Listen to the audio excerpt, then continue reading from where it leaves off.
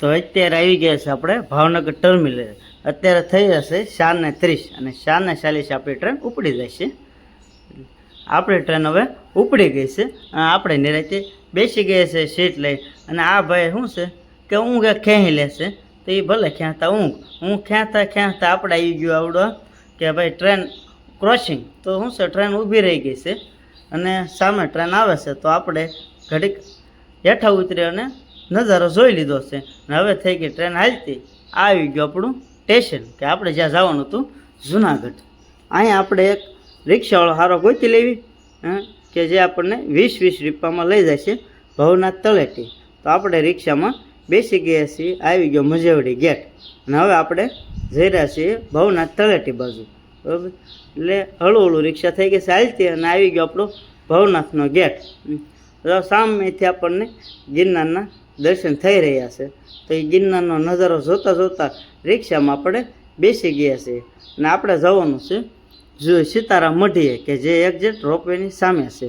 તો આ આપણે રિક્ષામાંથી ઉતરી ગયા છીએ અને સામે દેખાય તે ગિરનાર છે. તો આપણે આવી ગયા છીએ સીતારામ મઢીએ. ભવનાથ તળેટીમાં સીતારામ મઢી કયો એટલે ઓળખાઈ જાય. તો આપણે અંદર જઈ અને ભગવાનના દર્શન કરી લેવી. તો શ્રી રામચંદ્ર ભગવાનના આપણે દર્શન કરી લેવી છે. તો આપણે આ કરી લીધા શ્રી રામ ભગવાનના દર્શન કે જે અહીંયા આશ્રમ છે. અને જ્યારે આવી ત્યારે આપણે અહીંયા આશ્રમે રોકાવી છીએ. તો આપણે શ્રી રામ ભગવાનના દર્શન કરી લીધા અને હવે બની ગયા ચા બનાવવા હાટું. કેમ કે આવતા હવે ચા પીવી હતી તો કીધું બનાવી નાખી ચા.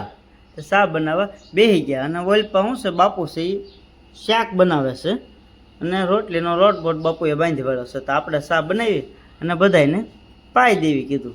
એટલા માટે આપણે ચા બનાવીને બધાને પાઈ દીધી. અને આઈને પાવીને જોયું ત્યાં બાપુ શું છે શાક રીંગણાનું બની ગયું હતું એટલે એ બનાવી રહ્યા હતા. તો આપણે ત્યાં બાપુ પડખે ઊભા રહી ગયા જઈ. બાપુને કીધું કાંઈ કામ છે પણ ના પાડી. એટલા માટે બાપુએ બધું સુધારી કરીને કમ્પ્લીટ કરી નાખ્યું હતું. શાક બાકી બનાવી નાખ્યું હતું. હવે બાકી હતી રોટલી. તો લોટ એ બાંધી વાળ્યો હતો એટલે હવે ખાલી રોટલી બનાવવાની જ બાકી હતી. પણ એ કામ આપણને ફાવે નહીં. કેમ કે આપણે કરવા બેસવી તો આપણેથી થઈ જાય ભારત નકશા અલગ અલગ દેશના. એટલે હાટું આપણે સાનામાના બેવું સારું એ હાટું આપણે સાનામાના બેઠા અને બાપુ બનાવવા મીણાશે રોટલી. એની રેખી રોટલી તો આપણેથી તો ક્યાંથી બને. એટલા માટે આપણે પડખે બેઠા જોયા કરવી. એટલે રોટલીની બનાવી નાખ્યું. પછી ઠાકોરજીને ભોગ લગાડી અને પ્રસાદ બધાએ લઈ લીધો છે. બધાએ લીધો પ્રસાદ નિરાયતા. અને પછી કીધું હવે જાવી આપણે ભવનાથ મહાદેવના દર્શન કરવા માટે. તો આપણે આવી ગયા ભવનાથ મહાદેવે કે જ્યાં જઈ અને મહાદેવના આપણે દર્શન કરી લીધા છે. નિરાયતે મહાદેવના દર્શન કર્યા. કેમ કે ગળદી એટલી બધી હતી નહીં. અને જોયું સામે તો આવડા એનું કામ શરૂ કરી રહ્યા હતા ટોલા ગોતો. તો કીધું એ ભલે ગોતતા ટોલા. પણ આપણે તમને એમ લાગે કે આ સીધું સોમનાથનું મંદિર આવી ગયું. પણ 2-3 વિડીયો હતા એ ડિલેટ લઈ ગયા. તો આપણે એમ નામ ચડાવી દીધો સીધું સોમનાથ. તો આપણે સોમનાથના દર્શન કરી લો. બીજું હું એમ કરી લેવી તમે કરી લો.